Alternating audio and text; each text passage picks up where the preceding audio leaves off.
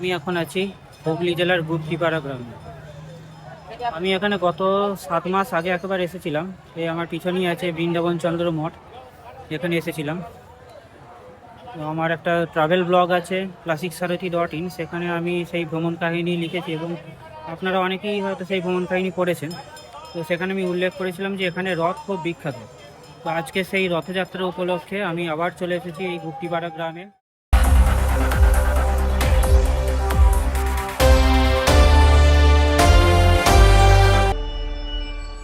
আজ রথযাত্রার দিন আমার ভ্রমণ শুরু হলো এই বর্ধমান স্টেশন থেকে। বর্ধমান স্টেশন পৌঁছে প্রথমেই বাইরে গরম গরম কচুরি ও ঘুগনির সাথে আমি ব্রেকফাস্ট সেরে নিলাম। সকাল 9টার কিছু পর বর্ধমান স্টেশনের 5 নম্বর প্ল্যাটফর্ম থেকে 1301 to Malda town Howrah intercity এক্সপ্রেসে চড়ে বসলাম। আমাকে নামতে হবে ব্যান্ডেল স্টেশন। ট্রেন কিছু দূর এগোনোর পরই রেল ওয়ান অ্যাপে কানেক্টিং ইউটিএস জার্নি মেনু থেকে ট্রেনে বসেই আমি ব্যান্ডেল গুপ্তিপাড়া রিটার্ন টিকিট কেটে নিলাম। সকাল 10টা 20 আমার ট্রেন ব্যান্ডেল স্টেশনে এসে পৌঁছালো। এরপর ব্যান্ডেল স্টেশনে নেমে আমি হাওড়া নবদ্বীপধাম রথযাত্রা স্পেশাল ট্রেনে চড়ে বসলাম এবং সকাল 11টা 30 দিকে আমি গুপ্তিপাড়া স্টেশনে নেমে গেলাম। গুপ্তিপাড়া স্টেশন থেকে কিছু দূর এগোতেই আমার চোখে পড়ল জগন্নাথ দেবের মাসির বাড়ি।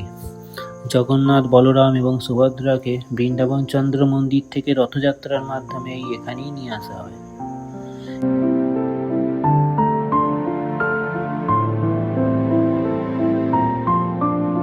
এরপর আরও কিছু দূর এগোতেই আমি দেখতে পেলাম গুপ্তিপাড়ার সেন জমিদার বাড়ি। শ্রী দয়ীন সেন বাংলাদেশ থেকে ব্যবসা সূত্রে এই গুপ্তিপাড়ায় এসে বসবাস শুরু করেন এবং এই জমিদার বাড়ি প্রতিষ্ঠা করেন। এর পিছনেই রয়েছে এই পরিবারের দুর্গা দালান। আমি ফেরার সময় সেটি দেখব।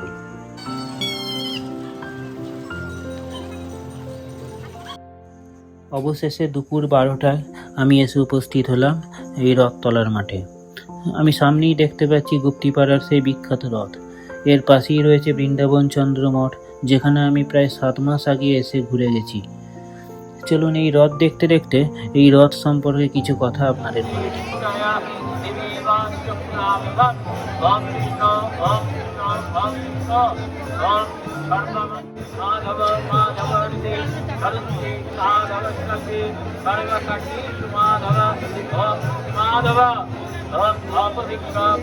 গুপ্তিপাড়ার এই রথযাত্রা হুগলি জেলার প্রায় 300 বছরের পুরনো একটি রথ উৎসব।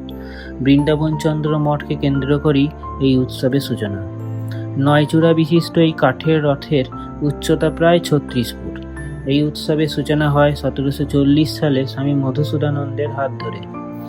এই বিশাল 4তলা রথে রয়েছে 34 বাই 34 ফুটের একটি ভিত্তি এবং 16টি কাঠের চাকা।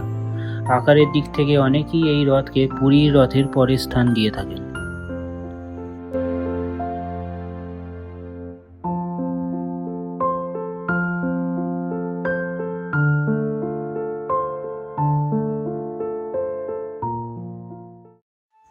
পূজা এবং বিভিন্ন আচার পালনের পর প্রায় দুপুর 1টার দিকে এই রথ টানা শুরু হলো। এই শোভাযাত্রাটি গুপ্তিপাড়ার সমৃদ্ধ লোক সংস্কৃতির সঙ্গে ওতপ্রোতভাবে জড়িত। সামনের মাঠে বিশাল মেলাও বসেছে দেখলাম। এই রথের একটি বিশেষ বৈশিষ্ট্য হলো এটি দক্ষিণ দিকে মুখ করে টানা হয়। কথিত আছে দক্ষিণ দিকে রথ টানলে নাকি মানুষের মনস্কামনা পূর্ণ হয়।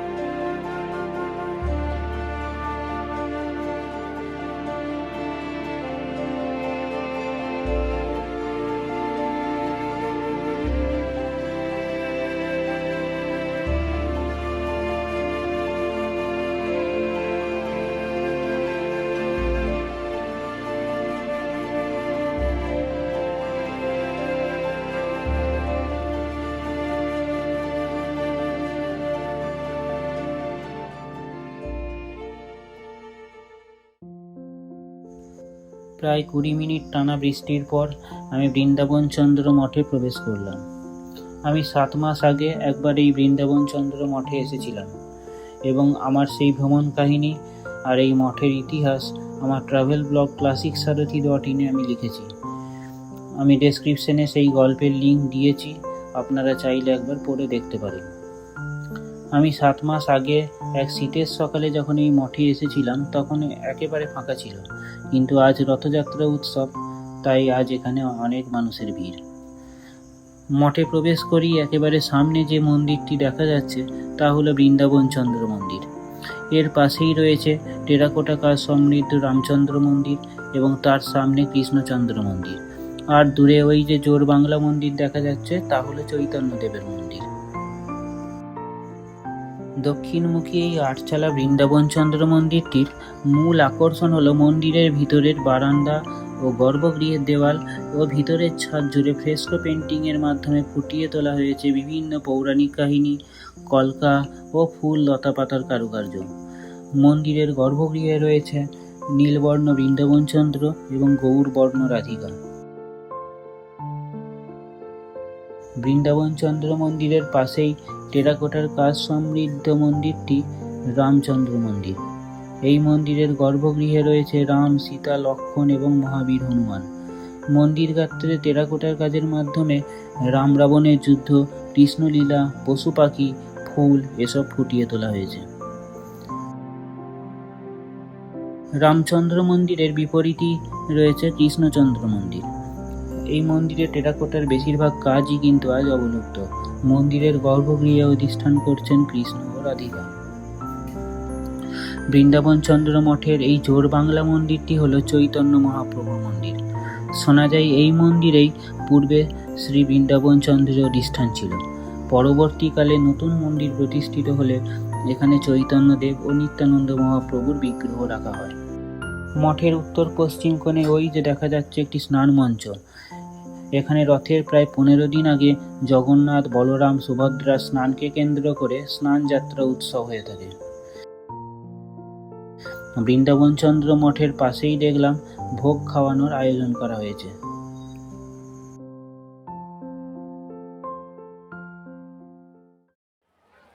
আমার বৃন্দাবন চন্দ্র মঠ ঘোরা শেষ হয়ে গেল। তো এই বৃন্দাবন চন্দ্র মঠ থেকে আমি বেরিয়ে যাচ্ছি। এখানে প্রচুর বৃষ্টি নেমেছে, তো এই বৃষ্টির মধ্যেও দেখতে পাচ্ছি ছাতা নিয়ে প্রচুর মানুষ এখানে আসছেন। দেখুন কিছুক্ষণ আগেই এই রথতলায় কত মানুষের ভিড় ছিল, আর এখন একেবারে ফাঁকা।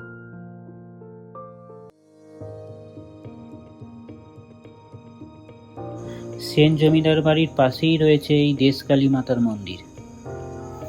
জমিদার বাড়ির পাশের রাস্তা দিয়ে এরপর আমি কিছু দূর এগিয়ে গেলাম এবং কিছু দূর এগোতেই আমার চোখে পড়ল দুটি পাশাপাশি অবস্থিত 8চালা শিব মন্দির। এই শিব মন্দির দুটির পাশেই রয়েছে এই সেন বাড়ির দুর্গা দালান। আনুমানিক 16 শতাব্দীর শেষের দিকে শ্রীরাম সেনের হাত ধরে এখানে প্রথম দুর্গাপূজা শুরু হয়। এরপর বহুবার সংস্কারের ফলে এই মন্দিরের মূল স্থাপত্যের অনেকটাই কিন্তু আজ পরিবর্তিত। এই দক্ষিণমুখী ঠাকুর দালানের সামনেই রয়েছে একটি বড় উঠোন।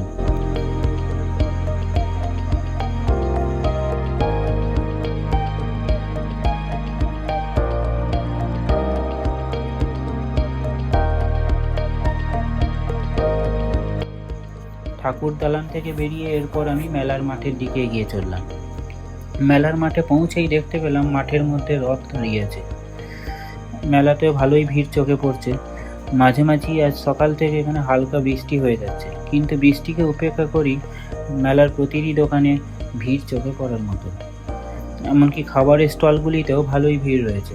সেখানে এগরোল, চাউমিন এইসব খাবার তৈরি হচ্ছে।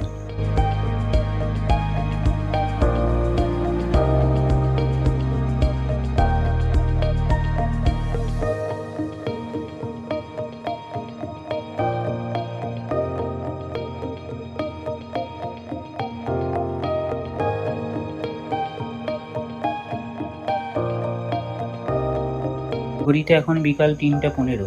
আমার গুপ্তিপাড়া ঘোরা শেষ। এখানকার রথযাত্রা উৎসব উপভোগ করে এরপর আমি বাড়ি ফেরার পথ ধরলাম। গুপ্তিপাড়ার যে বিখ্যাত রথ, 300 বছরের, প্রায় 300 বছর পুরনো রথ, সেই রথযাত্রা উৎসব উপভোগ করে এবার ফেরার পথ ধরলাম। আমি এখন আছি বেহুলা স্টেশনে। এই বেহুলা স্টেশন হচ্ছে এই গুপ্তিপাড়ার ঠিক আগের স্টেশন। গুপ্তিপাড়া এই রথতলার মাঠ থেকে টোটো করে আমি চলে এলাম বেহুলা স্টেশন। এই বেহুলা থেকে এবারে ব্যান্ডেলের ট্রেন ধরবো, তারপর ব্যান্ডেল থেকে আবার বর্ধমানের ট্রেন ধরবো।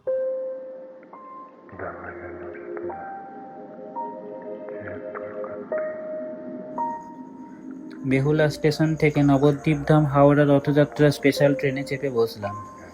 জানালার ধারে বাইরের প্রাকৃতিক সৌন্দর্য উপভোগ করতে করতে আমি এসে পৌঁছালাম ব্যান্ডেল স্টেশন। ব্যান্ডেলে নেমে স্টেশনের বাইরে একটি হোটেল থেকে আমি লাঞ্চ সেরে নিলাম।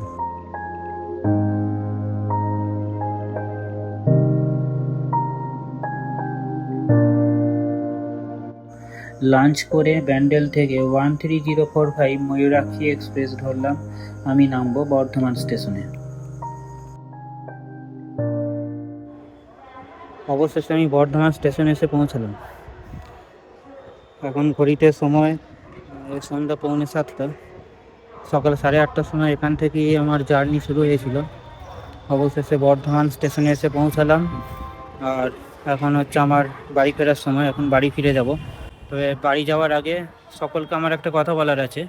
আমাদের রাজ্যের বিভিন্ন দর্শনীয় জায়গা এবং ঐতিহাসিক জায়গার ভ্রমণ কাহিনী নিয়ে আমার একটা ব্লগ আছে, classicsarothi.in। সকলের কাছে আমার অনুরোধ, আমার ওয়েবসাইট classicsarothi.in ভিজিট করে আমার লেখা সেই সমস্ত ভ্রমণ কাহিনী পড়ে দেখার জন্য। আমার এই ভিডিও যদি ভালো লেগে থাকে তাহলে আমার এই ইউটিউব চ্যানেল ক্লাসিক সারথি অফিসিয়ালকে সাবস্ক্রাইব করে আমার পাশে থাকবেন। আজকের এই ভিডিও এখানেই শেষ করছি। খুব তাড়াতাড়ি দেখা হচ্ছে আবার পরবর্তী ভিডিওতে।